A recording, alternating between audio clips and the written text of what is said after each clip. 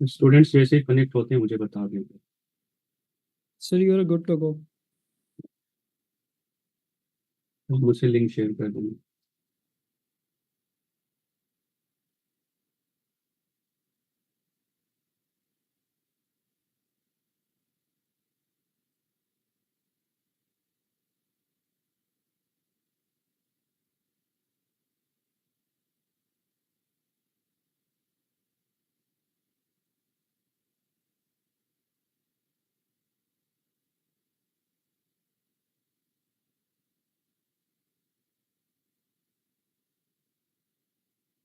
अस्सलाम वालेकुम। उम्मीद से है आप सब खैरियत से होंगे और मेरी आवाज़ आप तक पहुंच रही होगी।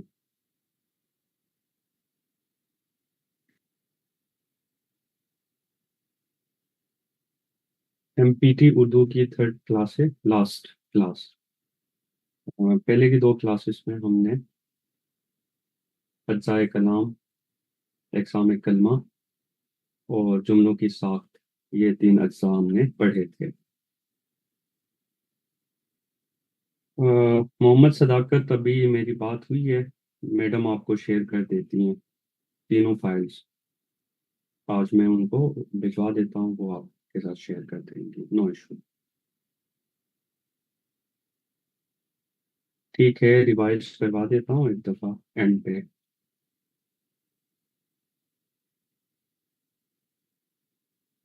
यानी रेडी हैं आप? अ, वाहिद जमा और मुअन्नस मुज़क्कर का मैंने कहा था। एक तो जुमलों की तस्हीह में हमने देखा इनकी गलतियां रखी जाती हैं सेंटेंस करेक्शन के हवाले से, वो असूल कल हमने देखे थे। अब देख लें, बाज़ औक़ात वाहिद जमा के हवाले से भी कुछ सवालात या एमसीक्यूज उसका हिस्सा होते हैं। जैसे एक लफ्ज़ दिया जाता है, उसके फिर ऑप्शन होते हैं कि उसकी सही जमा क्या बनेगी। तो उर्दू ग्रामर की अगर बात करें, क्योंकि उर्दू बहुत सारी ज़ुबानों से अखज़ की गई है, जैसे आपको पता है। उर्दू अदब की अगर हम तारीख देखें तो ये मुख्तलिफ ज़ुबानों का मजमुआ है। खुसूसन अरबी और फारसी से हमने बहुत सारे अल्फाज, इस्तिलाहात, इस्लाहात वो हमने अखज़ किए हैं। वाहिद जमा के उसूल की बात करें, ये जो डिटेल है उसमें इतना डिटेल में जाने की ज़रूरत नहीं है, फिर भी मैं आपकी एक अप्रोच बनाने के लिए, एक अंडरस्टैंडिंग के लिए शेयर कर रहा हूँ। बाकी वो जो पेपर है उसमें इतने मुश्किल, वाहिद जमा के हवाले से, मुअन्नस मुज़क्कर के हवाले से इतने मुश्किल अल्फाज नहीं होते। वो आप बगैर तैयारी के भी कुछ ना कुछ आप कर सकते हैं, बल्कि अच्छा स्कोर कर सकते हैं। लेकिन जनरल अंडरस्टैंडिंग के लिए कुछ बातें याद रखें। देखें, उर्दू वाहिद जमा के जो उसूल हैं वो तीन कवायद से माखूज हैं। हिंदी के कवायद से, क्योंकि हमारी जो बोलचाल थी उसमें उसका ज़्यादा असर रसूख था, तो बोलते हुए जब हम वाहिद जमा रेफर करते थे या मुअन्नस मुज़क्कर बोलते थे, वो हिंदी तर्ज के उसूल हुआ करते थे। इसी तरह शेरी असनाफ जो हैं, शायरी की बात करें, तो वो असूल हमने फारसी ज़ुबान से लिए हैं। और जब रिटन अदब की बात करते हैं, कायदे की बात करते हैं, उर्दू कवायद की बात करते हैं, लिखने की जब भी बात आएगी, जुमले बनाने की बात होगी या सही जुमला और गलत जुमले की पहचान करने की बात होगी, तो वो अरबी तर्ज के उसूल होंगे। इसीलिए जब आप कोई भी एमसीक्यू कर रहे होंगे, मल्टीपल चॉइस क्वेश्चन में से आपने किसी एक ऑप्शन को ऑप्ट करना होगा, तो आप अरबी तर्ज के उसूलों को मद्देनजर रखेंगे।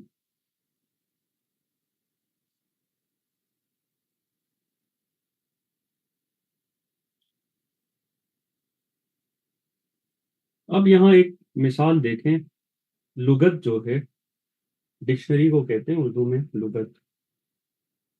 फारसी अगर अदब की बात करें या अशार की बात करें, तो वो किसी भी जो लफ्ज़ है उसकी जमा बनाने के लिए, किसी भी इसम की जमा बनाने के लिए हा लगा देते हैं सिंपली। वो कैसे करेंगे? लुगत हा, इसका मतलब है बहुत सारी लुगतें। लेकिन हिंदी, जो कि हमने कहा कि बोलचाल की जुबान में, तो वहां हम कहते हैं लुगतें। लुगत की जमा कैसे बोल रहे होते हैं? लुगतें। अगर अरबी उसूलों की बात करें, जो रिटन अदब के उसूलों की बात करें, तो लुगत से लुगात, और उर्दू में बोलचाल में लुगतें। लेकिन अगर ऑप्शन आपने ऑप्ट करना हो तो वो अरबी तर्ज का करेंगे। ठीक है, तो ये इंट्रोडक्शन है इसके हवाले से, वाहिद जमा के उसूल कैसे बनते हैं। अब बहुत सिंपल ये उसूल हैं, देख लें। चार पांच उसूल है, ये जहन में रख लें, आपके इंस्टीट्यूट हो जाएंगे। अगर अ, मेरी वॉइस का इशू है, आपको मेरी आवाज़ सही आ रही है और आपको सही स्लाइड नज़र आ रही है?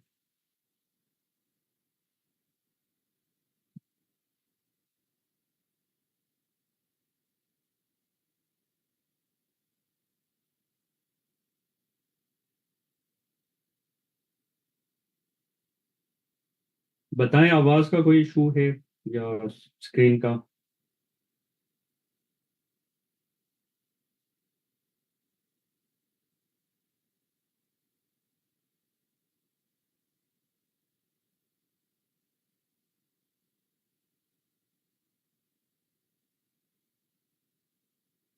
क्लियर है? अ,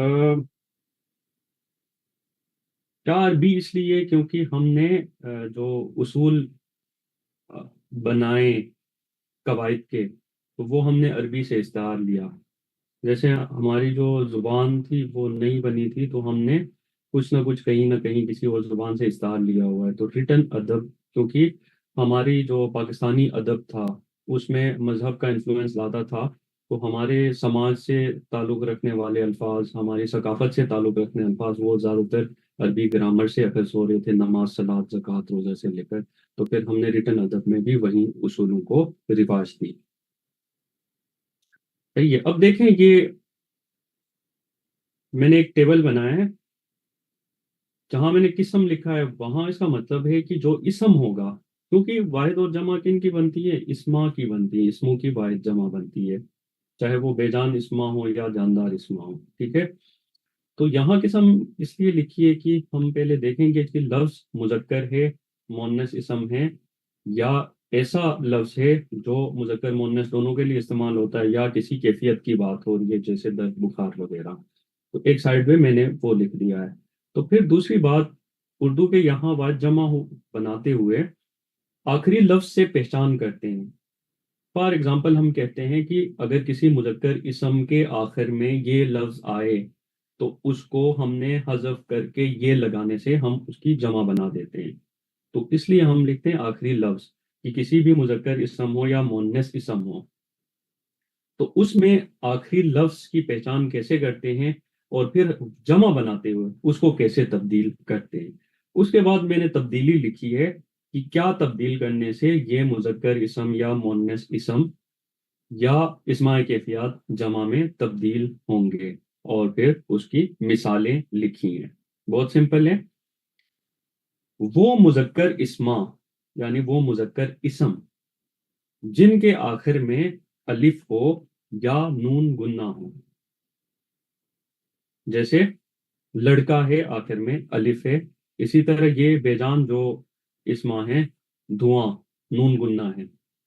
अब इसमें क्या करना है, जब आप जमा बना रहे होते हैं तो अलिफ को हजफ करके या से उसको रिप्लेस कर देते हैं, और नून गुन्ना को हजफ करके अलिफ ये और नून गुन्ना ए लगा देते हैं। जैसे लड़का मुजक्कर इसम था, उसका अलिफ हजफ करके हमने ये का इजाफा कर दिया, वो लड़के बन गया, और ऐसे इसकी जमा बन गई। पोता था, अलिफ है आखिर में, उसको हमने हजफ करके या का इजाफा किया, और वो पोते बन गया और जमा हो गई। इसी तरह बेजान अशा का देखें, इस का धुआं है, आखिर में नून गुन्ना था, उसको अलिफ ये नून गुन्ना से या ये और नून गुन्ना से उसको तब्दील किया, धुएं बन गया। और इसी तरह कुआं से कुएं। दूसरा जो उसूल है वो मोन्नस इसम के हवाले से है। जो इस्मा है, मोन्नस इस्मा उर्दू में, उनके आखिर में या और या और अलिफ या, ठीक है, ये उसकी अलामत है। अब इसको तब्दील कैसे करने हैं? जहां या है वहां अलिफ और नून गुन्ना लगाना है। जैसे लड़की से लड़कियां, और कुआं से सॉरी घोड़ी से घोड़ियां, और बंदरिया से बंदरियां। ठीक है।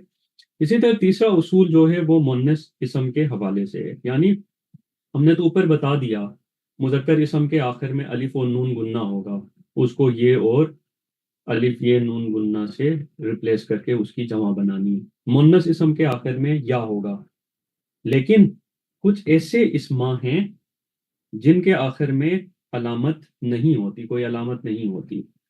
जैसे मेज है, जैसे औरत है, जैसे माँ है।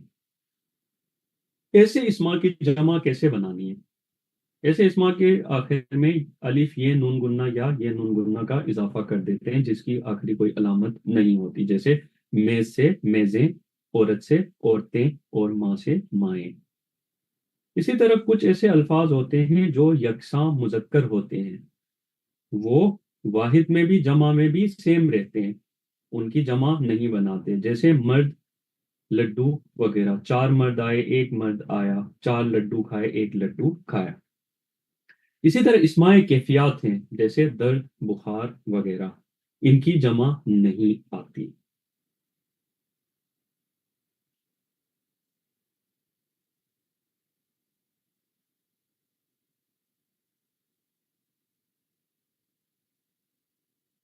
अब देखें इनको आपने तैयार कैसे करना है। 8th क्लास, 9th क्लास की ग्रामर में, उर्दू ग्रामर में एक टेबल बना हुआ है। क्योंकि अरबी जो तर्ज के उसूल हैं वो औजान के हिसाब से, जैसे वजन नहीं कहते, शायरी की जुबान में वजन कहते हैं। अगर कोई लफ्ज हम काफिया नहीं है तो उसको हम कहते हैं वो वजन से गिरा हुआ शेर है, क्योंकि ये पहला काफिया और दूसरा काफिया वो मैच नहीं कर रहा था, वो पढ़ते हुए वो साउंड ऐसे नहीं निकल रही थी। उसको हम कहते हैं हम काफिया, या वो वजन में नहीं था। या ऐसे कि किसी शेर की पहली लाइन तीन अल्फाज पर मुश्तमिल है, और उसी का मिसरे सानी यानी दूसरी लाइन 6 अल्फाज पर मुश्तमिल है, तो हम कहते हैं कि वो वजन में नहीं है। वजन का मतलब है कि हम पलड़ा होना। ठीक है। तो अरबी उसूल जो हैं जमा वाहिद जमा के, वो औजान के हिसाब से होते हैं। जैसे देखें, अफआल का एक वजन है उनका। ठीक है। इसी तरह इनके गर्दान बने हुए हैं, उसी के वजन पे वो बनाते हैं। जैसे फेल से अफआल है, नूर से अनवार है, हुक्म से अहकाम, जिन्स से अजनास। ठीक है। इसी तरह वो वजन के हिसाब से उन्होंने जमा के उसूल बनाए हुए हैं। अब आपने क्या करना है, ये लिस्ट मैं आपको भी प्रोवाइड कर देता हूँ। दूसरे जो पहले फर्स्ट और सेकंड लेक्चर था उसके साथ मैं ये लिस्ट भी दूंगा। यहाँ जितने मशहूर या मारूफ औजान हैं एग्जामिनेशन के हवाले से जो इम्पोर्टेंट हैं वो हैं, और आप भी देख लें उनको। एक दफ़ा आप इसकी प्रैक्टिस करते हैं, पढ़ते हैं वजन के हिसाब से, फिर आपके लिए आसानी होगी कि आप जब, स्पेशली जब आप मल्टीपल चॉइस क्वेश्चन में से किसी एक राइट आंसर को क्लिक करना चाहते हैं, उसको टिक लगाना चाहते हैं, तो फिर आपके लिए आसानी होगी। तो ये 6-7 इनके औजान हैं, और इसी तरतीब से ये वाहिद जमा के उसूल वज़ा करते हैं। इसी तरह दूसरा जो साउंड है या वजन है या गर्दान जो कहते हैं, फू अला है। जाहिल से जुहला, आलिम से उलमा, शहीद से शोहदा, वारिस से वुरसा। तो आप इनके जितने भी गर्दान देखें, जितने भी औजान देखें, वो इसी तरतीब से उन्होंने अपने उसूल बनाए हुए हैं। जैसे फ़ुऊल है, नकल से नुकूल, नजम से नुजूम, नफ्स से नुफूस। इसी तरह मुफाइल, मस्जिद से मसाजिद, अव्वल से अवाइल, कायदा से कवाइद, दलील से दलाइल। तो आप अगर जितने भी इनके उसूल देख लें तो वो वजन के हिसाब से बनाए हुए हैं। जैसे ये देखें, मुफाइल है एक वजन है।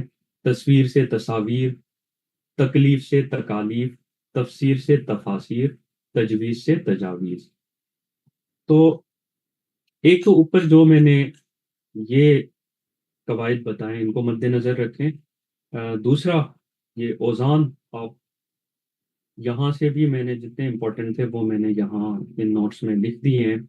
बाकी आप ग्रामर की किसी बुक से भी देख लें, वो किसी प्राइमरी क्लास में भी आपको मिल जाएंगे, उधर से इनको रिपीट करें। ताकि आपके जहन में वो ओजान के हिसाब से नक्श बन सके। उसके बाद है जिन्स, जो तज़कीर और तानीस है, मुअन्नस मुज़क्कर जिसको कहते हैं। वो दो हिस्से हैं उसके, हकीकी और गैर हकीकी। हकीकी का मतलब वो जिन्स हैं जो जानदार अशिया हैं, जैसे इंसानों की बात करें, लड़का की बात करें, लड़की की बात करें, बंदर की बात करें, घोड़े की बात करें, ये हकीकी अजनास है। गैर हकीकी किसी अशिया की बात करें, हम मेज की बात करें, कलम की बात करें, किताब की बात करें, ये गैर हकीकी अशिया है। तो अब उसूल देखें, चंद उसूल ये जहन में रख लें, इतना ज्यादा वो करने की जरूरत भी नहीं है, बस आप देख लें, इनको जहन में रखें, एक दफा रिपीट करें, तो आप फिर सही ऑप्शन को ऑप्ट कर सकें। पहचान कैसे करते हैं? उर्दू अदब के अंदर जिन अल्फाज के आखिर में आ या हा हो, वो मुजक्कर होंगे। जैसे लड़का है, आखिर में आ है, मुजक्कर है। बंदा है, हा है, मुजक्कर है। घोड़ा है, आखिर में अलिफ आया है, मुजक्कर है। लेकिन इस्तिस्ना एक लफ्ज आप देखेंगे उर्दू ग्रामर को जब आप पढ़ें, बार बार लिखा होगा कि ये उसूल है, लेकिन कुछ अल्फाज को इस्तिस्ना हासिल है। यानी 80% 90% अल्फाज के मुताबिक ये लगा कि आखिर में अलिफ है या हा है, तो वो अल्फाज मुजक्कर है। लेकिन देखने में आया कि चंद अल्फाज ऐसे भी हैं कि जिनके आखिर में हा और अलिफ आते हुए भी वो मुजक्कर नहीं थे, बल्कि मुअन्नस थे। उनको उन्होंने कहा इनको इस्तिस्ना हासिल है। मिसाल के तौर पर अरबी अल्फाज हैं कुछ, जैसे वालदा है, मलका है, कुबरा है, सुगरा है। वालदा और मलका के आखिर में हा, कुबरा और सुगरा के आखिर में अलिफ है। तो ये अल्फाज और हिंदी के ये अल्फाज जिनके आखिर में या हो, जैसे चिड़िया, बुढ़िया, बंदरिया वगैरह, इनके अलावा जितने भी अल्फाज हैं जिनके आखिर में अलिफ और हा हो, वो मुजक्कर होंगे उर्दू अदब की रूह से। इसी तरह दूसरा जो उसूल है, जिनके आखिर में, जिन अल्फाज के इस्मा के आखिर में या हो, वो मुअन्नस होंगे। घोड़ी, लड़की, टोपी, ठीक है, आखिर में या है, वो मुअन्नस होंगे उर्दू अदब की रूह से। लेकिन चंद अल्फाज ऐसे हैं जिनको इस्तिस्ना हासिल है, उनके आखिर में या होते हुए भी वो मुअन्नस नहीं है बल्कि मुजक्कर हैं। उन वो अल्फाज क्या हैं? पानी, मोती, हाथी और दही। ये अल्फाज आखिर में या होते हुए भी मुजक्कर हैं, इस्तिस्ना हासिल है। बाकी इसके अलावा जितने अल्फाज होंगे जिनके आखिर में या होगी, वो मुअन्नस होंगे। इसीलिए बाज औकात दही का ऑप्शन दिया होता है कि दही मुजक्कर है या मुअन्नस है, वहां उसूल की वजह से, क्योंकि लोगों ने पढ़ा होता है कि आखिर में जिन अल्फाज के आखिर में या है वो तो मुअन्नस है, लेकिन उन्होंने इस्तिस्ना का नहीं पढ़ा होता, इसलिए वो गलती कर बैठते हैं। अब देखें कुछ रिपीट करने के लिए, मुजक्कर के आखिरी हरूफ को नून से बदलते हैं कुछ ऐसे, मतलब जब हम मुअन्नस को मुजक्कर या मुजक्कर को मुअन्नस बनाते हैं, तो उसके उसूल क्या है कि वो मुजक्कर इस्मा जिनके आखिर में या हो, ठीक है, उसको नून से बदलते हैं तो हम उसकी मुअन्नस बनाते हैं। जैसे मरासी से मरासन, नाई से नायन, जोगी से जोगन, माली से मालन। इसी तरह कुछ ऐसे अल्फाज हैं जिनके आखिर से आखिरी लफ्ज के साथ इजाफत करते हैं, नी या अनी लगाते हैं। जैसे शेर को शेरनी कहा, मुल्ला मुल्लानी, मेहतर मेहतरानी और उस्ताद उस्तानी। इसी तरह बाज इस्माए खास होते हैं, खास इसम कहते हैं। जैसे रहीम है, इसमें खास है, अमीर है, नूर है, इमामी है, ये इस्माए खास कहलाते हैं। उनको मुअन्नस बनाते हुए क्या करते हैं? आखिर में नून का इजाफा करते हैं। जैसे रहीम से नून का इजाफा करके रहीमन, वो उसकी मुअन्नस बनी। अमीर से अमीरन, नूर से नूरन, इमामी से इमामन। और फिर बाज ऐसे इस्मा होते हैं जो बगैर इलामात के होते हैं, यानी दोनों मुख्तलिफ होते हैं। माँ बाप, बहन भाई, शोहर बीवी, ससुर सास। अब देखते हैं बेजान अशिया की तज़किर व तानीस कैसे होती है, यानी वो अशिया जो बेजान है, जैसे चूल्हा, हुक्का, डब्बा, गमला। अब इनकी पहचान की अलामत क्या है?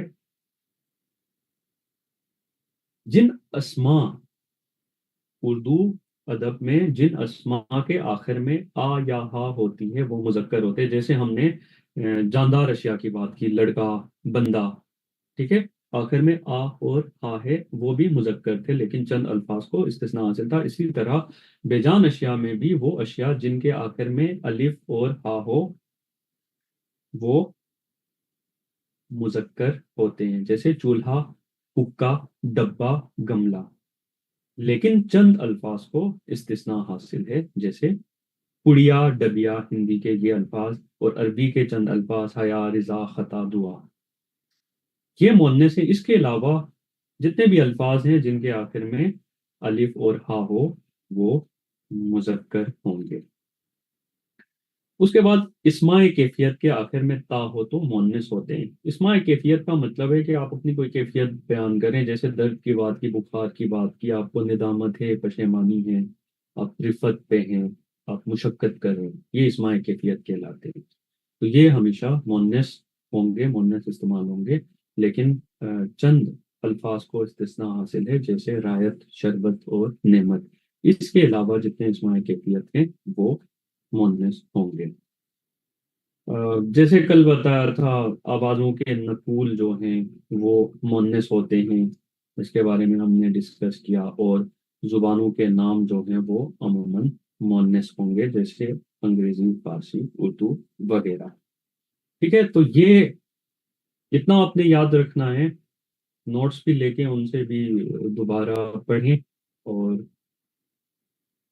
कोई ग्रामर की किताब लेके उसमें से एक दो दफ़ा रिपीट करें, याद रखने की भी ज़रूरत नहीं है। एक दफ़ा आप गो थ्रू करें तो उसी से आपको समझ आएगी, क्योंकि आपने खुद से कुछ नहीं लिखना, बल्कि एमसीक्यूज को, राइट ऑप्शन को आपने ट्रेस करना है। तो वो उस इतना काफ़ी है कि आप इतनी प्रैक्टिस करें, इतनी रियाजत करें, आपका हो जाए।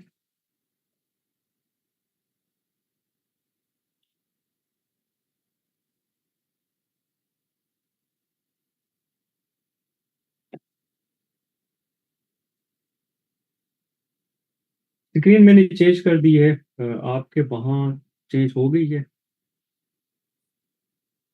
वैसे तो मुझे वही स्क्रीन नज़र आ रही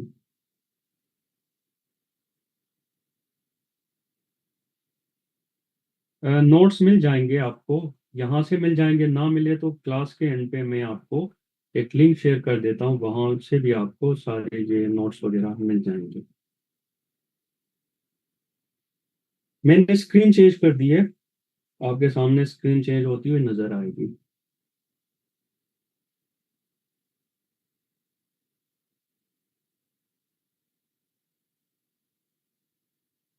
ओके।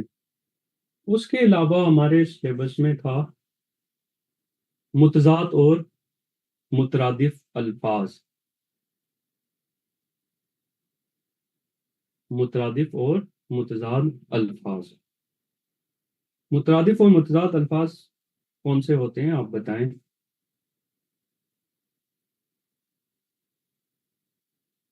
मुतजाद अल्फाज किन्हें किसको कहते हैं?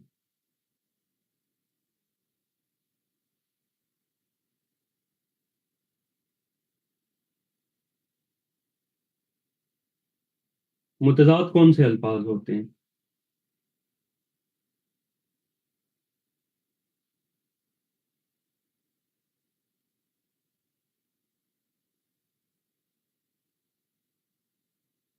और मुतरादिफ अल्फाज?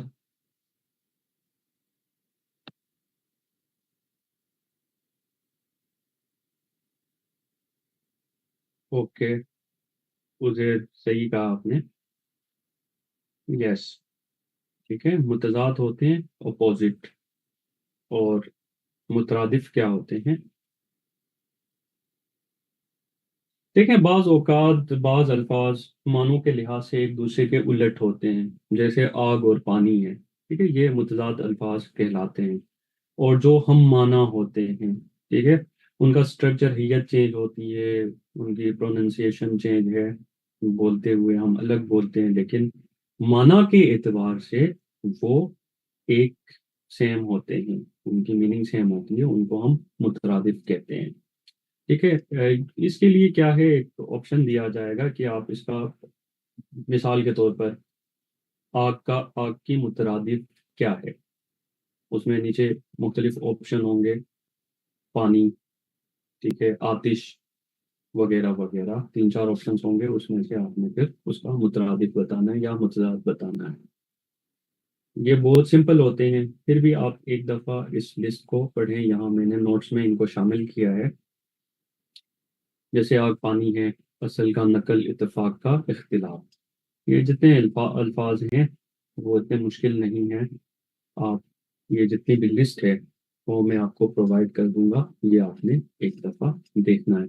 इसी तरह मुतरादिफ अल्फाज हैं, जैसे आगाज का इब्तिदा है, आबरू इज्जत।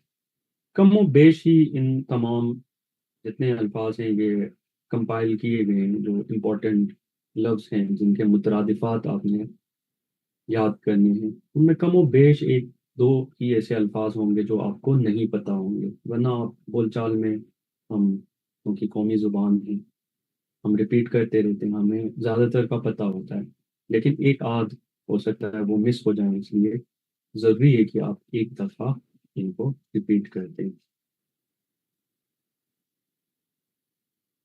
बाकी उसके साथ महरों के हवाले से अब तक कोई सवाल उन्होंने पूछा नहीं है, फिर भी मैंने ये भी किसी बुक से मैंने वो करके इसमें नोट्स में शामिल कर दिया है। आप ये भी देख लें, एक दफ़ा देख लें, इनकी मीनिंग देख लें,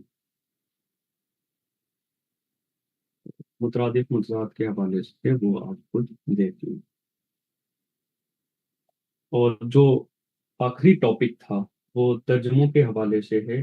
तर्जुमे के हवाले से मैंने बताया कि शुरू के साल का जो पेपर था उसमें उन्होंने तर्जमे नहीं पूछे थे, बल्कि एंड पे जा आप पहले साल का पेपर देख लें, जो लास्ट के 8 क्वेश्चन थे उन्होंने अल्फाज की मीनिंग पूछी थी।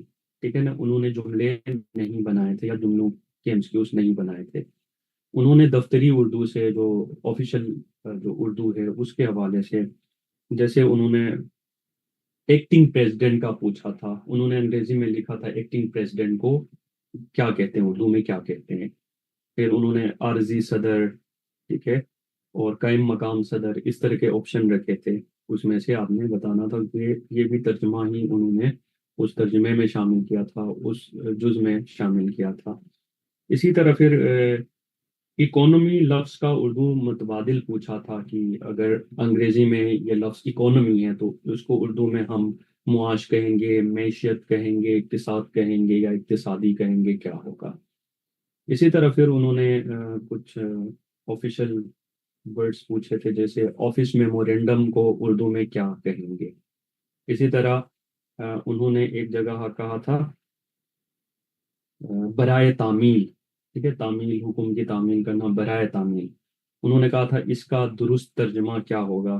फिर उन्होंने अंग्रेजी में for necessary action, for pursuance, for issue, for compliance, तो इस तरह बहुत शॉर्ट पूछा था। और इसी तरह आखिर में उन्होंने पूछा था फाइल को उर्दू में क्या कहते हैं। ठीक है, फाइल जो अंग्रेजी का लफ्ज है, वो अगर आप इसका पैटर्न देखें तो वो दोनों तरफ से खेल रहे हैं। एक तो बाज़ औक़ात उन्होंने कहा कि इसकी उर्दू मीनिंग क्या होगी, और बाज़ औक़ात उन्होंने पूछा कि आप उसको अंग्रेजी में कैसे लिखेंगे। तो तर्जमे के हवाले से भी देखें, वो एक जुमला बना के, स्पेशली ज़मानों के हवाले से, क्योंकि ज़माने शामिल हैं, तो ज़मानों का कोई और सवाल नहीं बन सकता, बल्कि वो तर्जुमों में ही काम आ सकते हैं। जैसे वो कहते हैं कि मैं खेल रहा हूँगा, ठीक है, फिल्म मुस्तकबिल का ये ज़माना है, मैं खेल रहा हूँगा, तो उसके मुख्तलिफ ऑप्शंस वो बना सकते हैं। I will be playing, I shall be playing, I will play, I am to play. ठीक है, तो अगर आपको जस्ट तरतीब भी याद हो कि उर्दू और अंग्रेजी जो ज़माने हैं उनमें तरतीब का क्या फ़र्क है, कैसे लिखा जाएगा, खेल रहा हूँगा, खेलूंगा, इन दोनों में क्या फ़र्क है। तो इतना भी आप याद रखें तो काफ़ी है। इसके अलावा चंद उसूल वैसे ही आपको काम आएंगे किसी जगह ईएमएस में या इसी पेपर में हो सकता है। तो तर्जमे के कुछ उसूल हैं वो आप याद रख लें। देखिए, तर्जमा जो है वो हमेशा आसान और सलीस अल्फाज पर मुश्तमिल होना चाहिए। ये तो वहाँ तो ऑप्शन आपने ऑप्ट करना है, वहाँ तो इसका कोई काम नहीं है, लेकिन फिर भी ये याद रखने की बात है कि तर्जमा आसान, क्योंकि ऑप्शन दें तो बाज़ औक़ात वो आसान अल्फाज का इस्तेमाल कर सकते हैं, लेकिन आप उसकी एग्जैक्ट जो मीनिंग है वो तलाश करते रहते हैं और कंफ्यूज हो जाते हैं।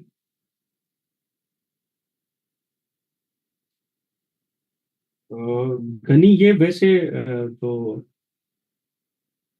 बोलचाल है उसमें तो यूज करते हैं, लेकिन ग्रामर की रूप से ये गलत है। मर्द यकसा मुजक्कर है, ऐसे लिखा गया है उसमें, क्या कहते हैं, ग्रामर।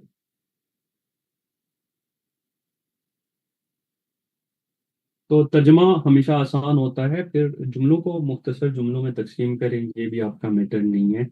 बामुहावरा तर्जमा होगा उसका, कभी भी माना टू माना, मीनिंग टू मीनिंग तर्जमा नहीं होता। लफ्ज़ की मीनिंग हो और उसी तरह तर्जमा किया जाए। जुमले को पढ़ने के बाद आपके जहन में जो खाका बनता है, तो फिर वो उस जुबान जिसमें आप ट्रांसलेट करते हैं उसके उसूलों को मद्देनजर रखते हुए वैसे तर्जमा किया जाता है। बाकी खैर, ये भी मैंने कहा कि अल्फाज और मीनिंग ही पूछी जाती है ज़्यादातर। और अगर कोई जुमला आता भी है तो वो ज़्यादातर फ्रेजेस वगैरह से नहीं आता, टेंसेस से आता है, ज़मानों से आता है।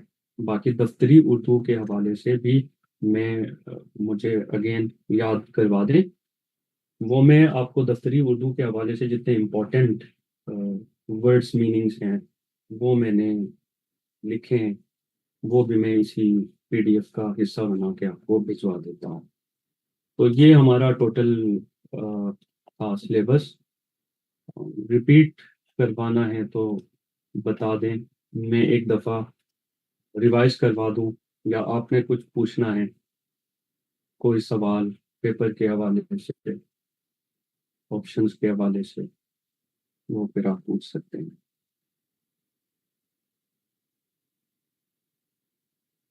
जी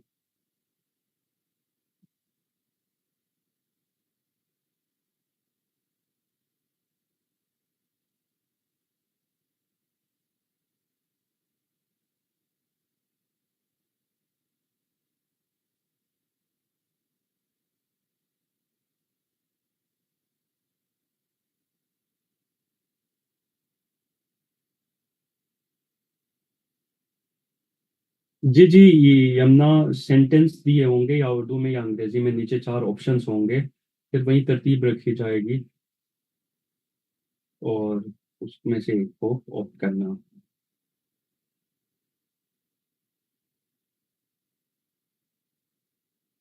नज़ीर, वो तो आपको ऑप्शन देंगे ना, जिसका ऑप्शन होगा वही देंगे, लाजमी बात है। जैसे उन्होंने इकोनॉमी का लफ्ज दिया था, तो उसके लिए इक्तिसाद, मैशियत, ये अल्फाज हैं। एमसीक्यूज के हवाले से नोवा एकेडमी की बुक है, उसमें से देख लें। बाकी ये नोट्स भी आप पढ़ते हैं तो इनफ हैं, उसकी इतनी ज़्यादा डिटेल में जाने की ज़रूरत नहीं है। बहरहाल, आप फिर भी एमसीक्यूज तैयार करना चाहते हैं तो नोवा एकेडमी की अपनी बुक है, उसमें से देख लें। दफ्तरी उर्दू के अल्फाज हैं, ठीक है, वो मैं आपको नोट्स दूंगा, उनमें से आप तैयार करें। जी जी।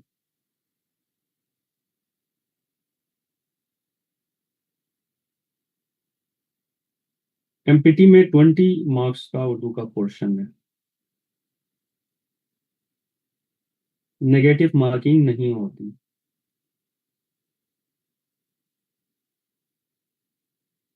असदुल्ला उर्दू देखें आप अपने हिसाब से, ऑप्शनल। मैं तो चाहूँगा कि उर्दू ऑप्ट किया जाए, लोग पढ़ें, लेकिन आप अपना बैकग्राउंड और वो देख लें कि आपको कितना इंटरेस्ट है, आप उसको कर सकते हैं नहीं कर सकते, ये आपको खुद पता होना चाहिए। बाकी अगर आप अच्छा उसमें अच्छी तैयारी करते हैं तो अच्छे मार्क्स आ सकते हैं। क्यों नहीं। जी जी, इतना काफ़ी है। मैं जो जितने इम्पोर्टेंट चीज़ें हैं वो मैंने उसमें ऑलरेडी नोट्स में शामिल कर दी हैं और आपको पढ़ाया भी है, तो वो काफ़ी है। ट्रांसलेशन में पैराग्राफ नहीं होते। या तो कोई लफ्ज़ होगा उसका मतलब पूछा जाएगा, या सिंपल जैसे वो जमानों के हवाले से टेंसेस होते हैं, वो सिंपल सेंटेंसेस होंगे, वो ज़्यादा लंबे नहीं होते।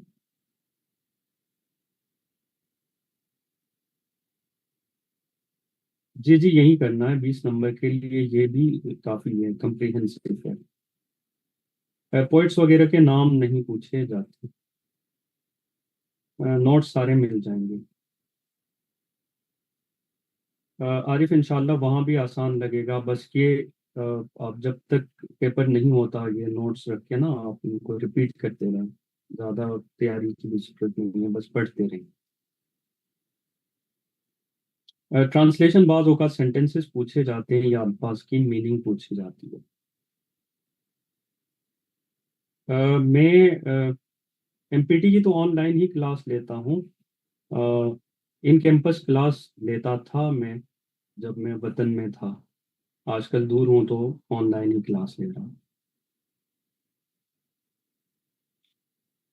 पोइट्स का नाम सिलेबस में शामिल नहीं है, ना पूछा गया है। अ, अदनान कौन है? अदनान, किस किस अदनान को सेंड करना है? उन्होंने तो मुझे वो ईमेल एड्रेस नहीं भेजा था।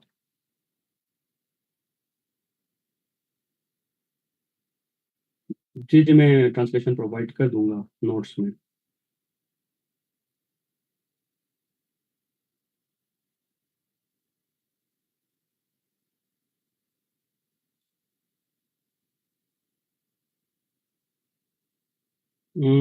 असदुल्ला सिलेबस का तो हिस्सा नहीं है, सिर्फ ग्रामर है। बुक्स के हवाले से, जो अदब के हवाले से, जुबान और अदब की तारीख के हवाले से कोई पोर्शन शामिल नहीं है।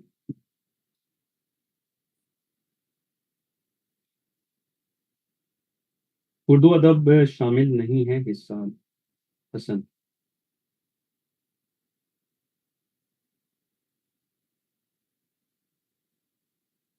जी जी, एमपीटी टोटली एमसीक्यूज बेस्ड है। पोइट्री नहीं आती। ओके, मैं अदनान को सेंड कर देता हूँ।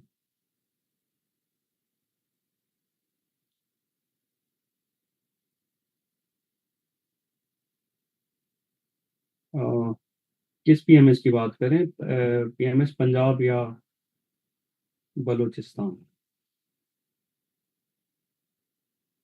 उर्दू का पोर्शन कंप्लीट हो गया है। ये अलग से कोई पोर्शन नहीं होता, आपने ओवरऑल मार्क्स लेने होते हैं 33%।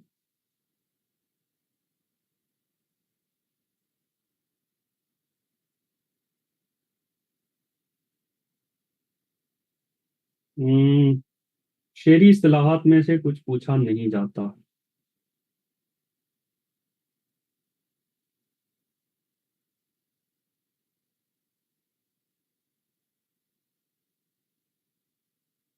यहाँ डिस्क्रिप्शन बॉक्स में सेंड करने का कोई ऑप्शन नहीं आ रहा। अ, जैसे मैंने बताया था इनको, ये नोट्स पढ़ी काफ़ी है। ज़्यादा 20 नंबर का पोर्शन है, इतना मुश्किल भी नहीं होता। उसको इतना ज़्यादा बुक्स पढ़ने की ज़रूरत नहीं है, लेकिन फिर भी आपने एक्सक्यूज पढ़ने हैं तो नोवा एकेडमी की अपनी बुक है। उसमें जैसे तमाम सब्जेक्ट्स को कंपाइल किया गया उसमें।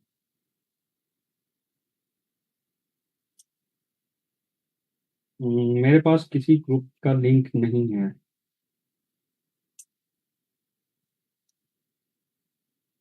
ये जी भी पीएमएस की ऑन कैंपस में क्लासेस लेता रहा हूँ। अगर नेक्स्ट टाइम जब भी पीएमएस हो तो इंशाल्लाह।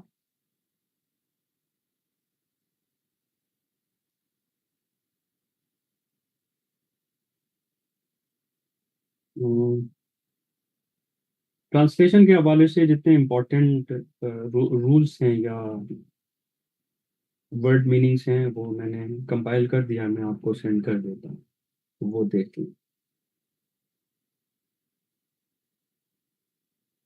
हाँ, बलूचिस्तान पब्लिक सर्विस कमीशन, उसी को मैंने पीएमएस के दिया है।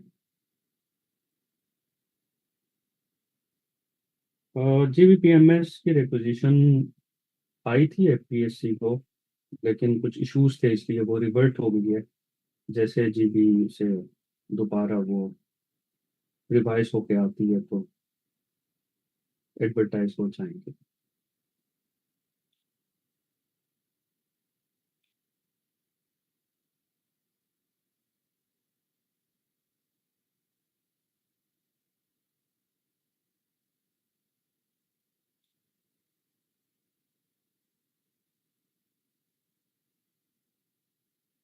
नोट्स आपका आपका कोई ग्रुप होगा ना, कॉमन?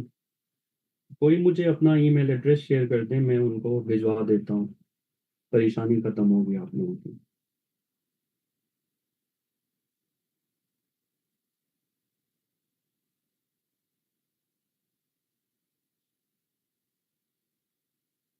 चलिए अब रिवाइज कर लें, अगर आपके सवाल हो गए हैं।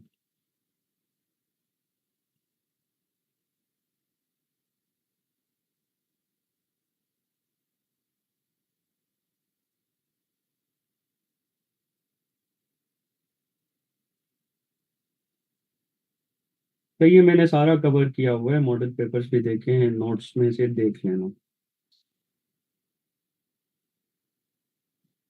नहीं, ये लास्ट लेक्चर है।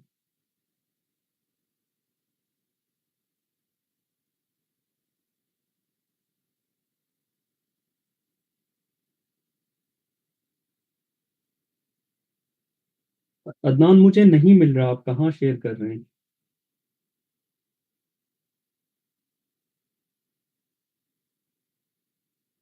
आप कहाँ करते हैं? यहाँ तो मैं आपका, मैं कल से देख रहा हूँ, आपका ईमेल एड्रेस मुझे नहीं मिल रहा।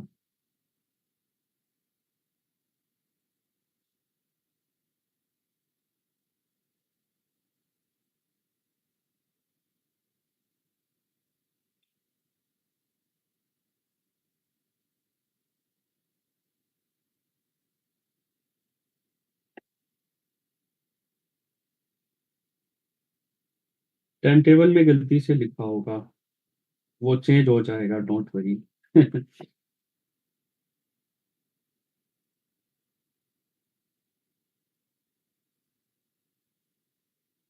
जी अदनान, आप शेयर कर दें, मीन वाइल मैं रिवाइज करवा देता हूँ आप लोगों को।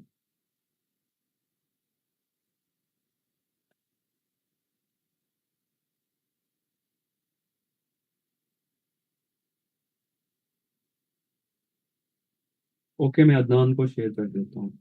सर अदनान।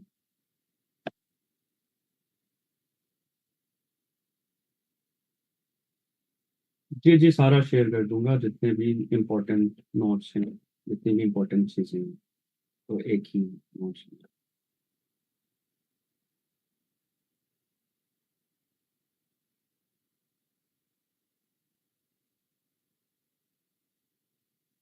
ठीक है फैसल, लास्ट में इंशाल्लाह एंड पे।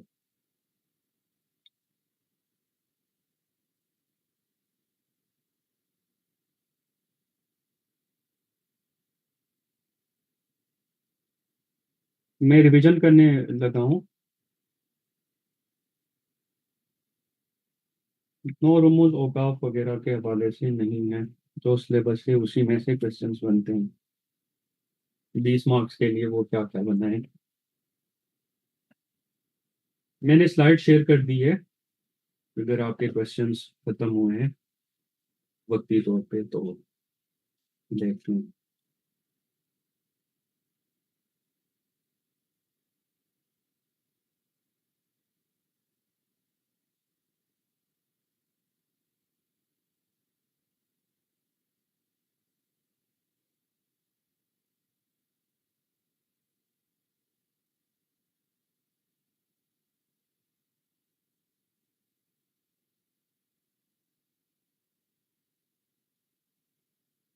स्क्रीन मैंने शेयर कर दी है रिवीजन के लिए।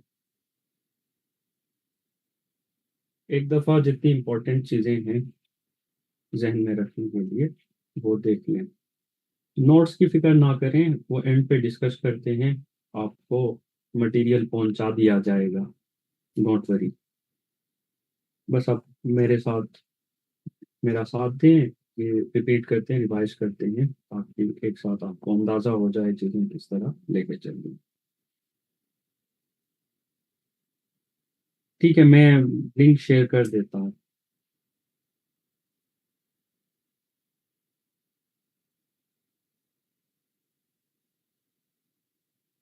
मैं शुरू से रिवाइज करवा रहा हूँ उसामा, आज तक। सिलेबस जो था वो इन अज्जा पर मुश्तमिल है। एग्जाम में कलमा, जो कलमे की 3 एग्जाम हमने डिस्कस की, इसम, फेल और उरूफ। दूसरा था अज्जाए कलाम, पार्ट्स ऑफ स्पीच। अगेन इसम, जमीर, सिफत और कुछ हुरूफ, जो कि हमने अक़साम कलमा में डिस्कस किया था। और तरकीबी फेल, वाहिद जमा, जुमले की साख्त, अल्फाज के जोड़े, मुज़क्कर मुअन्नस, मुतरादिफ, मुतज़ाद और तर्जुमे। सबसे पहले हमने कलमे की एग्जाम को डिस्कस किया। हमने कहा कोई भी बामानी लफ्ज होता है जिससे कोई सेंस डेवलप होता है, सुनने वाला कोई इमेज बना सकता हो, उसको कलमा कहते हैं। जैसे रोटी, पानी, लड़का, किताब वगैरह। अब इस कलमे की 3 एग्जाम हैं। इसम, फेल, हर्फ। इसम किसी शख्स, जगह या चीज का नाम, नाम को कहते हैं। फेल किसी काम का करना या होना जिसमें जमाना शामिल हो, जमाने का इतलाक हो। और हरूफ जैसे अल्फाज जो जब तक किसी जुमले में नहीं आते अपनी मीनिंग का इजहार नहीं करते। अब जो पहली किस्म है इसम, उसकी 2 फर्दर इकसाम हैं। एक को हम कहते हैं मानी के एतबार से इसम की 2 इकसाम हैं, इसमें नकरा और इसमें मारिफा। और हमने कहा बनावट के एतबार से इसम की 3 इकसाम हैं, इसमें मस्दर, इसमें जामद और इसमें मुश्तक। इसमें मस्दर क्या होता है? ऐसा इसम जिससे और कई इस्मा या और कई कलमात या और कोई नाम बन सकते हैं, लेकिन वो किसी और से नहीं बना होता है। वो खुद किसी और इसम से नहीं बना होता, लेकिन उससे कई और इसम बन जाते हैं। और मस्दर की अलामत क्या है? आखिर में ना होता है, और उसी ना को रिमूव करके, हजफ करके और कलमात बनाए जाते हैं जिसको हम मुश्तक कहते हैं। जैसे उठना, बैठना, आना, जाना। मिसालें क्या है? अगर पढ़ना मस्दर था तो उससे पढ़ो जब हो गया, उसका ये मतलब हुआ कि उससे कई और कलमात बन रहे हैं, वो प्रोड्यूस कर सकता है, लेकिन वो किसी और से नहीं बना। इसी तरह बनावट के एतबार से दूसरा जो इसम है वो इसमें जामद है। वो इसम जो न खुद किसी इसम से बने, नहीं उससे कोई और इसम बने। यानी न वो किसी और से बनता है, यानी मजदर से नहीं बनता, और न ही उससे कोई और फर्दर इसम बन सकता है, जैसे मेज, दावत। इसी तरह तीसरा है इसमें मुश्तक। यानी मसदर से जितने भी इस्मा बनते हैं, जैसे ना को हटा के जब आप उससे इसम बना रहे होते हैं किसी भी मसदर से, वो मुश्तक कहलाते हैं। जैसे पढ़ना से पढ़ो, पढ़ो मुश्तक है। लिखना से लिखो, लिखो मुश्तक है। पढ़ना से पढ़ाई, पढ़। लिखत, लिखना से लिखाई, लिखारी। ये सारे क्या हैं? इसमें मुश्तक कहलाएंगे, जो जो मसदर से बनते हैं। फिर बलिहाज माना इसमें मारफा और इसमें नकरा। खास इस्मा जो होंगे वो इसमें मारफा कहलाएंगे, जैसे अहमद, लाहौर, कुरान। आम इस्मा वो जो होंगे वो नकरा कहलाएंगे, जैसे लड़का, शहर, किताब। अब इसमें मारिफा और इसमें नकरा की फिर फर्दर एग्जाम है। इसमें मारिफा की एग्जाम चार हैं, उसमें से पहली किस्म जो है वो इसमें अलम है। अलम कहते हैं पहचान, यानी वो आपका एक्चुअल नाम नहीं है लेकिन किसी और निस्बत से आपको पहचाना जा रहा है, आपको कुछ और कहा गया। ठीक है। जैसे बाबर आजम है तो उसको क्या कहते हैं, किंग कहते हैं, ऐसे है। क्रिकेट का मुझे ज्यादा नहीं पता, लेकिन तो वो अब किंग उसका एक्चुअल नाम नहीं होगा, लेकिन लोग उसको उस नाम से पहचानते हैं, उसको कहते हैं अलम। पहचान या अलामत से किसी को रेफर करना। अब ये इसमें अलम क्या क्या है, किन किन इस्मा को हम अलम कहते हैं, जो कि इसमें मारफा कहलाते हैं। तखल्लुस, यानी शायर का कलमी नाम जो वो किसी भी नज्म के आखिर में मक्ते में इस्तेमाल करता है, वो उसका एक्चुअल नाम नहीं होता। इसी तरह खिताब, खिताब है हकीमुल उम्मत खिताब है, यानी एक कम्युनिटी की तरफ से, एक गवर्नमेंट की तरफ से किसी बंदे के जो काम थे, कारनामे थे, उनके इवज उसको एक पहचान दी जाती है कि उसने उस सोसाइटी के लिए कुछ काम किया था। और लकब, लकब वो होता है एक बंदा अपने औसाफ की वजह से, अपनी सिफ्तों की वजह से वैसे ही एक इलाके में मशहूर हो जाता है। यार ये जैसे आप वसल्लम का लकब था सादिक और अमीन, ठीक है, क्योंकि वो अमानतदार थे तो वो बस मशहूर हो गई तो लोगों ने अमीन कहना शुरू कर दिया। कुनियत, कुनियत का मतलब है कि आप अपने बाप के नाम से पहचाने जा रहे हैं, माँ के नाम से पहचाने जा रहे हैं। जैसे इतने मरियम है, हजरत ईसा का लकब, वो कुनियत है, उसकी कुनियत है। इसी तरह आप खानदान के नाम से, तो कुंबे के नाम से अगर आप पहचाने जाए अपने नाम के अलावा, वो कुनियत कहता है। इसी तरह उर्फ, उर्फ क्या है, किसी के नाम को बिगाड़ना या इजाफत के साथ उसको मजीद लंबा करके प्यार मोहब्बत का इजहार करना, नफरत का इजहार करना, और कोई नाम रखना जैसे पप्पू, डब्बू, गुड्डू वगैरह। ठीक है, ये इसमें अलम होंगे। इसमें जमीर, जमीर वो कलमा है या वो इसम है जो किसी और इसम की जगह इस्तेमाल होता है तकरार से बचने के लिए। जैसे असद नेक लड़का है, वो एक लायक शकी है, वो यहाँ क्या है, इसम है जिसने असद को रिप्लेस किया, यानी उसकी पहचान कर पाई। अब इस जमीर की तीन सूरतें हैं। एक है इसमें जमीर गायब, यानी ऐसे बंदे की बात करना जो सामने मौजूद ना हो। मिसाल के तौर पर, यार हम कहते हैं कि हैदर का तस्करा करते ही हमें ये पता चला कि हम उसको मिस कर रहे हैं, वो एक बहुत अच्छा लड़का। जब हम उसकी गैर मौजूदगी में उसका तस्करा करते हैं तो हम वो का लफ्ज इस्तेमाल करते हैं, उसको कहते हैं इसमें ज़मीर गायब। और इसमें ज़मीर हाजिर, जो सामने मौजूद हो, उसका क्या है, ये लड़का बहुत अच्छा है क्योंकि वो सामने मौजूद था जिसकी बात हो रही थी। और इसमें ज़मीर मुतकल्लिम, यानी बात करने वाला खुद शख्स खुद अपनी कोई बात कर रहा हो, हम। तीसरा है इसमें इशारा। इशारा का मतलब है कि इशारतन किसी चीज को दिखाना, पॉइंट आउट करके बात करना। वो इसम है जिसे कलाम में किसी इसम की तरफ इशारा करें। वो दीवार ऊंची है। ठीक है। यहाँ आप जमीर और इशारा में फर्क कैसे करें, कि वहां जब जमीर इस्तेमाल कर रहे हैं, वो एक लायक शहरी है, वहां फिर हमने वो असद एक लायक शहरी है ये नहीं लिखा, सिर्फ वो लिखा है जिसने उसको इसम को ही रिप्लेस किया है। यहाँ इसम भी साथ है, और इसम को हमने रखते हुए उसको इशारतन दिखाया है, ये लड़का, ये असद, वो दीवार। वो जब इसम के साथ आए तो वो इसमें इशारा बनेगा। और चौथा है इसमें मौसूल। जैसे मैंने कहा कि कुछ अल्फाज हैं, जौन सा, जो, कोई, जिसने, जिन्हें, जैसे जिसका काम उसी को साझे। अब इसको जुमले से सेपरेट कर दें तो इसकी कोई अपनी सेंस नहीं बनती, लेकिन आगे का जब वो पूरा फ्रेज मुकम्मल हुआ, काम उसी को साझे, तो फिर इसकी मीनिंग का समझ आना शुरू हो गई।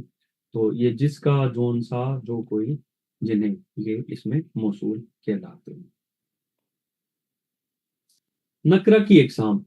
सबसे पहली जो किस्म है नकरा की, इसमें नकरा की वो है, इसमें जात जात पात, जैसे कहते हैं इंसान, आग, किताब वगैरह, ये जितनी चीजें हैं, आलात की बात करें, ज़ुरूफ की बात करें, किसी जगह की बात करें, वक्त की बात करें, और किसी हथियार की बात करें, तो ये सारे इसमें जात कहलाते हैं। अब इसमें जात की क्या क्या क्या सिफतें हैं। इसमें मुसग्गर, यानी किसी चीज की छोटाई बयान करना, किसी बड़ी चीज को छोटा बना के आपने बता दिया, जैसे संदूक से संदूकची, बाग से बागीचा। इसी तरह इसमें मुकब्बर, किसी चीज की बड़ाई बताना, किसी चीज को बढ़ोतरी देना, बड़ा करके बताना, जैसे बात से बतंगर। इसी तरह इसमें जिन्स है, लड़का, लड़की, मुर्गी वगैरह। और इसमें आला, जैसे सुई, हथियार, कलम वगैरह, ये इसमें आला है, और ये इसमें जात की सूरतें हैं, और इसमें जात बसाते खुद इसमें नकरा है। और इसमें ज़र्फ, इसकी दो दो सूरतें हैं फिर, मकान और जमान। इसमें ज़र्फ है, मकान कहते हैं जो भी कोई जगह है, जगह घेरती है, मस्जिद है, स्कूल है, घर है, ये इसमें ज़र्फ मकान कहलाते हैं। और दिन, रात, दोपहर, शाम, ये इसमें ज़र्फ जमान कहलाते हैं। दूसरा है इसमें फाइल, यानी फाइल सब्जेक्ट को कहते हैं जिसने कोई काम परफॉर्म किया है, जिसने कोई काम किया है। माली, खिलाड़ी, भिखारी, ये क्या करते हैं, इनका एक नाम लग गया है, उस एक्शन की वजह से लगा है, ये इनका एक्चुअल नाम नहीं है। फाइल, ठीक है, तो उसको हम इसमें फाइल कहते हैं। और इसमें मफूल, जिस चीज के ऊपर काम हुआ हुआ और उसका ऐसा नाम लगा हो, जैसे ये सबक सुना हुआ है, ये तो पहले से लिखा हुआ है, ये लड़का देखा हुआ है, ठीक है, उसको हम कहेंगे इसमें मफूल। और चौथा है इसमें हालिया, ऐसा इसम जो उसी टाइम पे किसी और इसम की मौजूदा कारकर्दगी या हालत को जाहिर करता हो। जैसे खिलाड़ी खेलते खेलते रुक गया, खिलाड़ी इसम था खेलना, उस इसम ने खिलाड़ी की मौजूदा हालत बताई है, तो इसको इसमें हालिया यानी हालत बयान करना, मौजूदा। और पांचवा इसमें मुआविजा है। मुआविजा उजरत को कहते हैं, किसी काम की आप उजरत देते हैं, रिम्यूनरेशन देते हैं।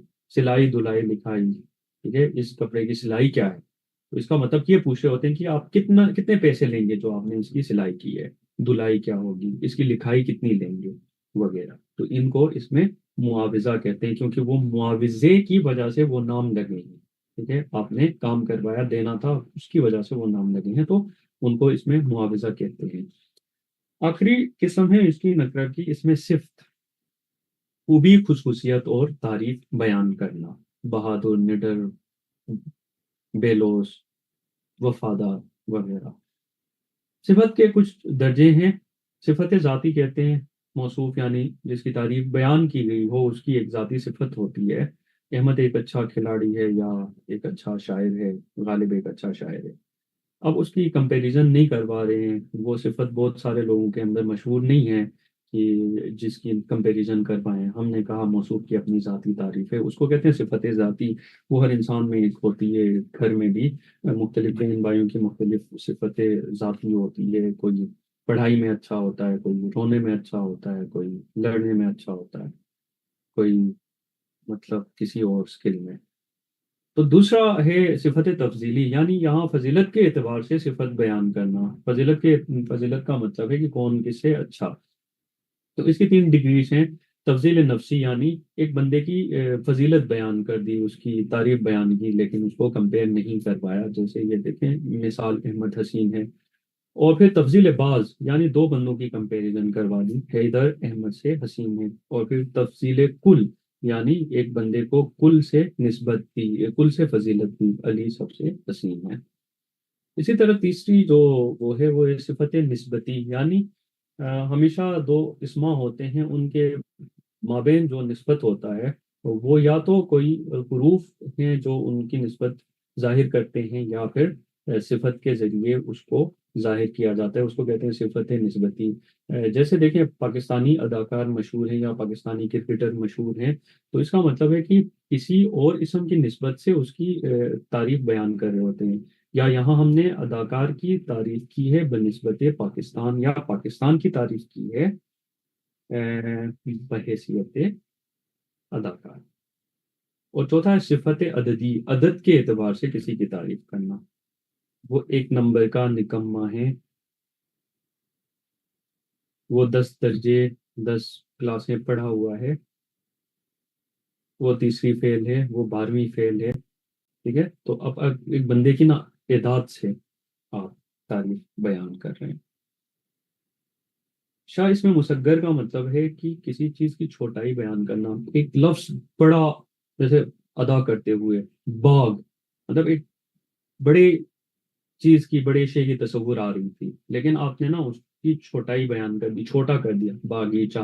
अब बागीचा कैसा लग रहा है? छोटा सा लफ्ज, जो शोरा भी अपने अशार में शामिल करते हैं। जैसे गालिब ने कहा था कि बागीचा ये अतफाल है दुनिया मेरे आगे, होता है शब व रोज तमाशा मेरे आगे। अब वो बाग कहता ना, वो तो बहुत बड़ा एक सेंस आता, बाग है दुनिया मेरे आगे। ठीक है, लेकिन क्योंकि अतफाल की बात कर रहा था, बच्चों की बात कर रहा था, वो कह रहा था बच्चों के खेलने की जगह है, तो उसने बाग को बागीचा बना दिया। इसको कहते हैं मुसग्गर, छोटा छोटा करके पेश करना।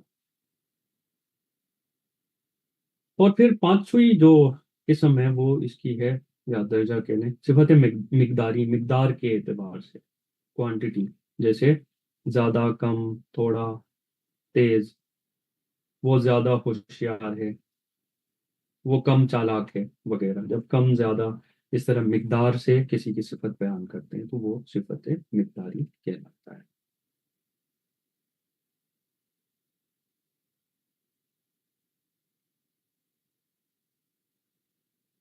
फिर इकसाम कलमा में से हमने कहा कि दूसरी जो किस्म है वो है फेल।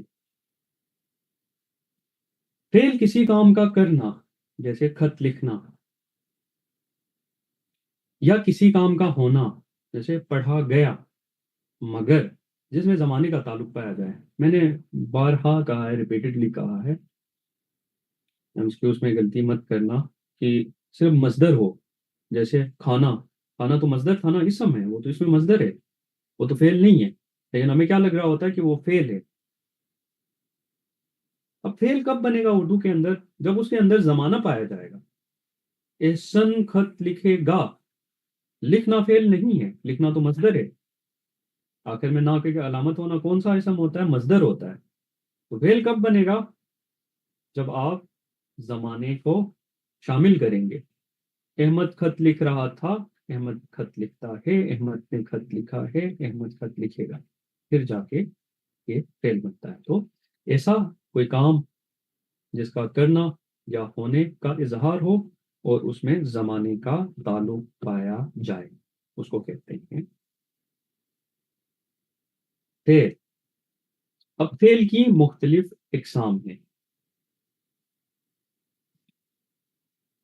इन इकसाम में से तीन किस्में जो हैं वो हैं बलिहाज, कहते हैं कि इसके एतबार से, इसके एतबार से, इसके एतबार से, यानी जमाने के एतबार से ये 5 इकसाम हैं, माना के एतबार से 2 हैं, और फाइल के एतबार से भी 2 किस्में हैं। अब इनकी डिटेल देखते हैं। जमाने के एतबार से पहले हाल, यानी मौजूदा जमाना, यानी वो लिखता है या वो लिख रहा है, 2 सूरतें हैं हाल, उसको कहते हैं पहले हाल। पहले माजी है, गुजरा हुआ जमाना। इकसाम क्या है? इसकी 6 इकसाम है। पहला है फेले माजी मुतलक, यानी मुतलक माजी कहते हैं, जिसमें गुजरे हुए जमाने में जो वक्त का तयन होता है वो नहीं होता। यानी हम बात कर रहे हैं, हम बात लिख रहे हैं, हम कहानी लिख रहे हैं, हम कोई पास्ट इवेंट को कोट कर रहे हैं, लेकिन उसमें वो माजी करीब की बात थी या दूर की बात थी, कितने साल लगे थे, वो टाइम का हमें नहीं पता होता, बस वो माजी था। उसको कहते हैं फेले माजी मुतलक। वो आया, उसने खत लिखा, लेकिन नजदीक या दूर होने की कोई अलामत नहीं है। वो अलामत क्या होती? अगर हे आता तो हम कहते हैं वो आया है, इसका मतलब है कि 1-2 दिन हुए। वो आया था मतलब कोई 2 साल हुए, 3 साल हुए, लेकिन इसकी मेमोरी में है कि वो करीब दूर की किसी माजी में आया था। लेकिन जब इन अलामात में से कोई ना हो, सिर्फ ये वो आया उसने खत लिखा, यानी आना और लिखना मसदर की अलामत हटा के अलिफ लगा दी गई है, तो इसका मतलब है कि वो माजी मुतलक है, यानी ऐसा जमाना जिस मतलब जो वहमो गुमान में भी नहीं है, सदियां गुजर चुकी हैं।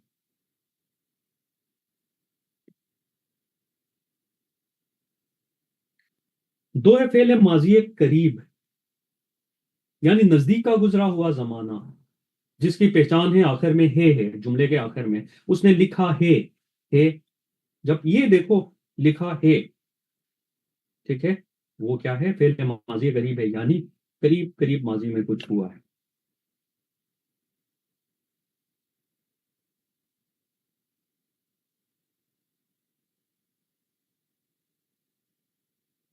यस, ग्रामर पे फोकस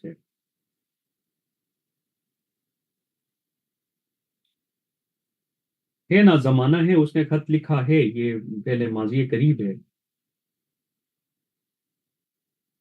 मैंने कहा था लिखना अगर होता ना मसदर होता वो इसम होता, लेकिन यहाँ जमाना है। जब आप है का लफ्ज यूज कर रहे हैं तो वो पहले माजी करीब की बात कर रहे हैं। नो नो, कोई पोइट बुक्स वगैरह की बात नहीं हो रही। वो आया है, उसने लिखा है। जब है देखें लिखा और आया के साथ या इसी तरह के सिमिलर वर्ड्स के साथ, वो फेले माजी है करीब है। और इसी तरह तीसरा फेले माजी है बईद है। बईद का मतलब है दूर का गुजरा हुआ जमाना जिसकी पहचान था है, वो आया था, उसने लिखा था।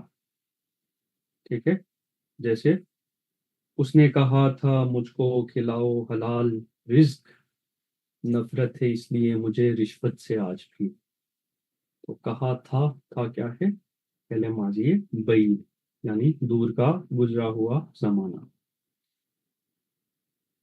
और चौथा है फेले माजी इस्तिमरारी। इस्तिमरार का मतलब है तकरार, यानी माजी में कोई काम हुआ था वो जारी था, वो होता रहा, उसमें रुकावट नहीं थी। था और रहा था इसकी पहचान है। वो पढ़ता था, वो पढ़ रहा था।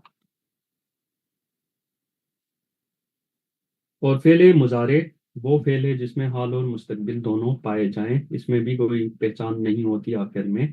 गा वगैरह नहीं होता जैसे मुस्तकबिल में होता है, वो जाए वो देखे।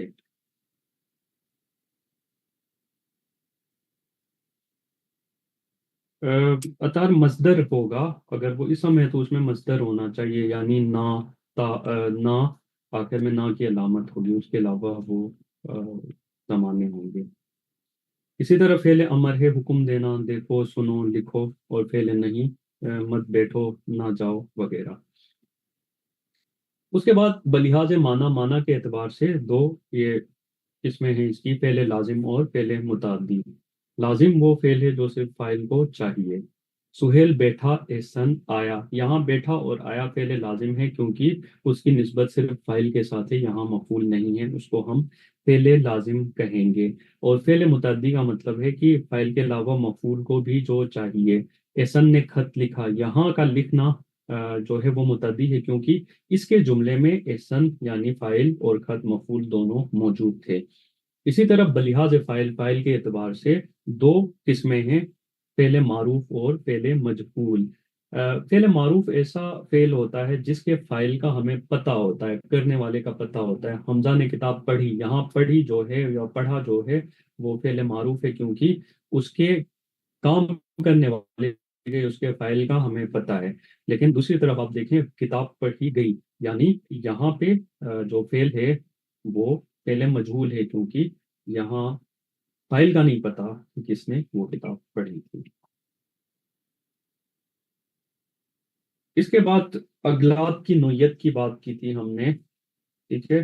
तो इसमें कल ही हमने पढ़ा था, इसमें इतना डिटेल में जाने की जरूरत नहीं है क्योंकि मैं ये नोट्स आपको वैसे भी प्रोवाइड कर रहा हूँ, तो वो आप खुद उसमें से देख लें। बस ये एरियाज याद रखें, तज़कीर और तानीस की गलती रखी जाती है सेंटेंस करेक्शन में, वाहिद जमा की गलती होती है, जायद अल्फाज की होती है, इमला और हिज्जों की गलती होती है, मावरों की गलती होती है, इत्फो इजाफत की गलती होती है, और फेल और फाइल की अदम मुताबिकत होती है। तज़कीर और तानीस के अभी हमने उसूल देखे, ठीक है। बाज़ औक़ात वो मुन्नस को मुज़क्कर बना के पेश करते हैं, जैसे मैंने जुबानों के हवाले से कहा था, जुबानों के जितने नाम होंगे वो मुअन्नस बोले और लिखे जाएंगे, लेकिन उसको मुजक्कर बना के पेश किया जाता है। वाहिद जमा की बात की हमने, कभी वाहिद की जगह जमा लिख दिया जाता है, कभी जमा की जगह वाहिद लिख दिया जाता है। जायद अल्फाज की गलती होती है, जैसे कोहे कराकरम बुलंद पहाड़ है। को और पहाड़ की मीनिंग सेम थी, लेकिन दोनों को एक जुमले में डाल दिया, तो इसलिए वो गलत था। इसको हम कहते हैं जायद अल्फाज की गलती। इमला और हिज्जों की गलती होती है, जैसे स्पेलिंग मिस्टेक कहते हैं। ठीक है, कसर की सीन और रा से करना था, लेकिन हमने सा लगा दिया वहां, तो इस तरह कोई स्पेलिंग मिस्टेक रखी जाती है।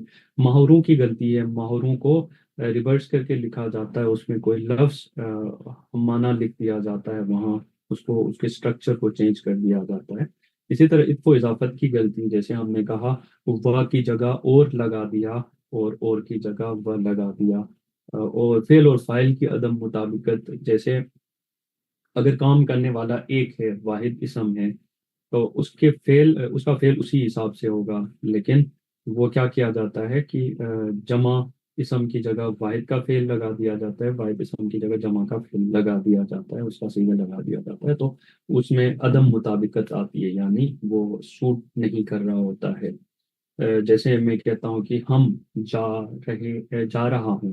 ठीक है, तो यहाँ क्या था, हम जो है वो जमा था, लेकिन मैंने फेल जो लगा दिया वो वाहिद का लगा दिया, तो वो उसमें अदम मुताबिकत थी।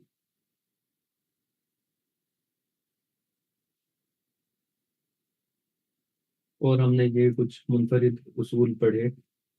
ठीक है, तो ये कल रह गया था, ये मैं रिपीट करवा देता हूँ, एक दफ़ा पढ़ा देता हूँ तुमको। जैसे देखें, गलत और सही जुमले रहेंगे, इम्तहानी पर्चों से लिए गए। आपकी मजाज कैसी है, क्योंकि ये इसमें कैफियत है, आपका मजाज कैसा है, ये कैसे हो। उसे दोस्त की तार आई, उसे दोस्त का तार आया। मुझे एक डरावनी ख्वाब आई, मुझे सही क्या होगा, मुझे एक डरावना ख्वाब आया। तो इसी तरह ये भी नोट्स के साथ मौजूद है, आप देख लें।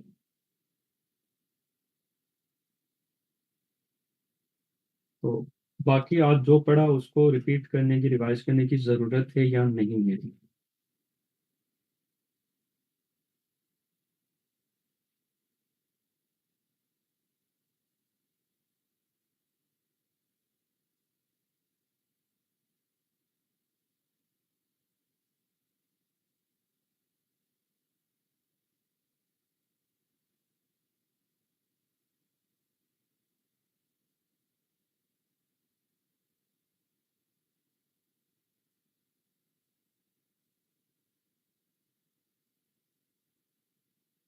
जी,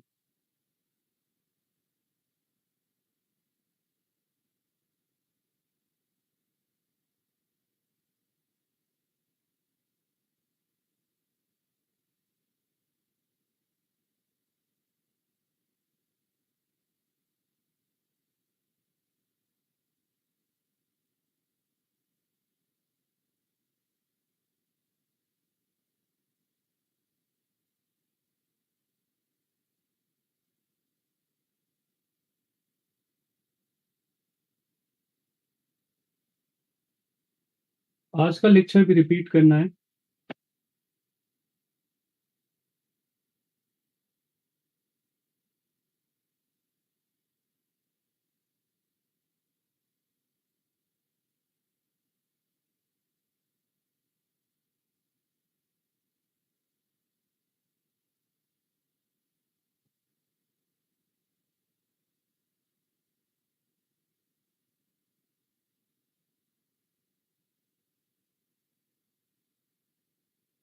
अब बताएं क्या डिसाइड किया आप लोगों ने नोट्स का, वो कैसे भिजवाना है। दिस इज लास्ट क्लास, और आप लोगों के लिए बेस्ट ऑफ लक।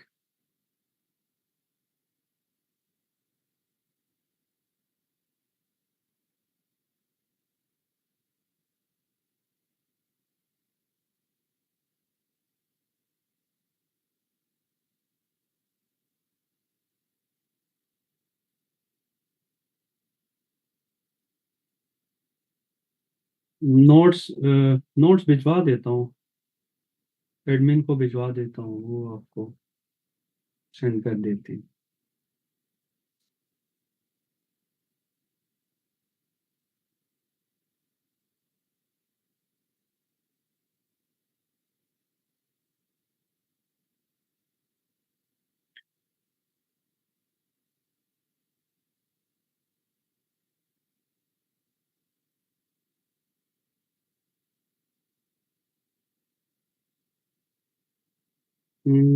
सही है।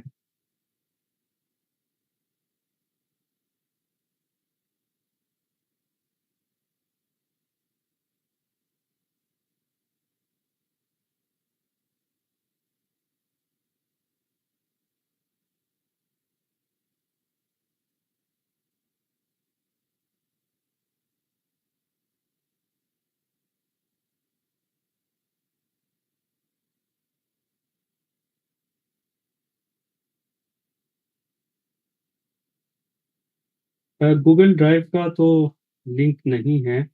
गूगल ड्राइव का मुझे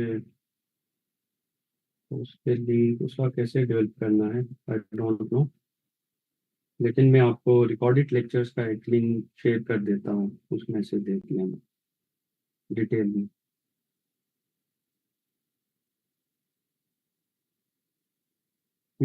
इस्तिस्ना का मतलब है कि एक रूल, किसी अगर कई अल्फाज हैं वो एक रूल में आते हैं, लेकिन चंद अल्फाज होते हैं जिन पर वो रूल लागू नहीं होता।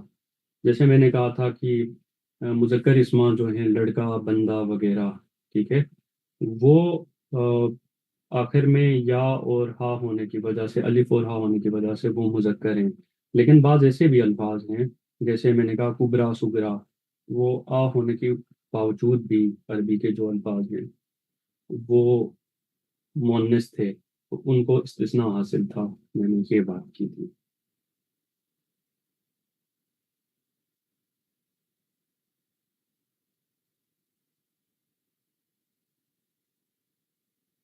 Yes, exemption, exception.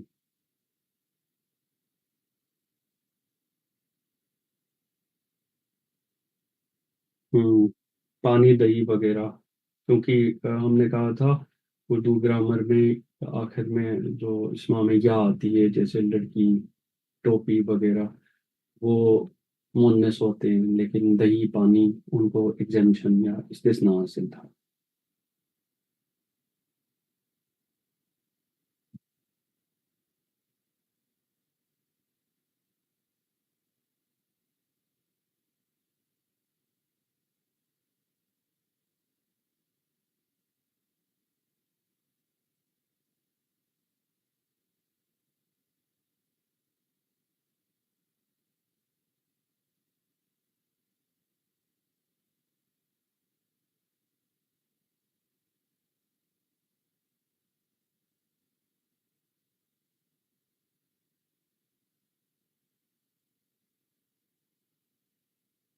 चलें, आज तक इतना काफ़ी था आपके फ्यूचर के लिए, आपके पेपर्स के लिए। प्लीज इसके लिए बेस्ट ऑफ लक।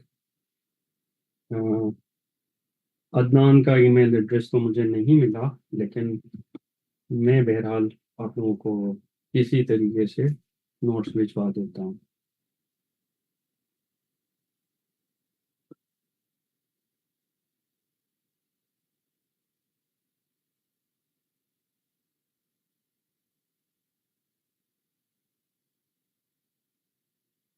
चलें, तो फिर अपना ख्याल रखें, मेहनत करें, कामयाब रहें,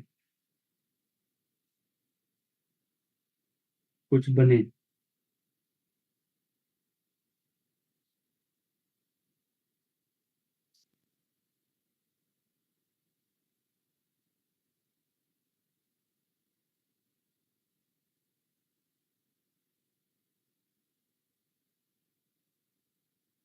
ओके।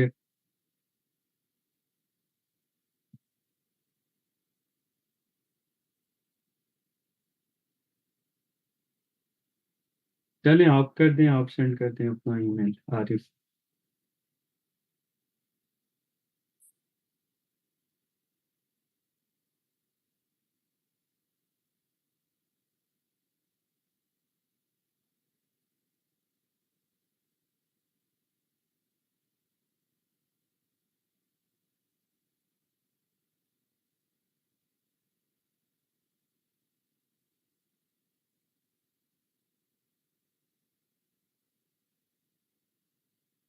ये लिंक मैंने शेयर कर दिया है, ठीक है। उर्दू ग्लिश के ये नाम से मैंने लिंक शेयर कर दिया, इधर आ जाएं तो उधर भी आपको रिकॉर्डेड लेक्चर्स मिलेंगे।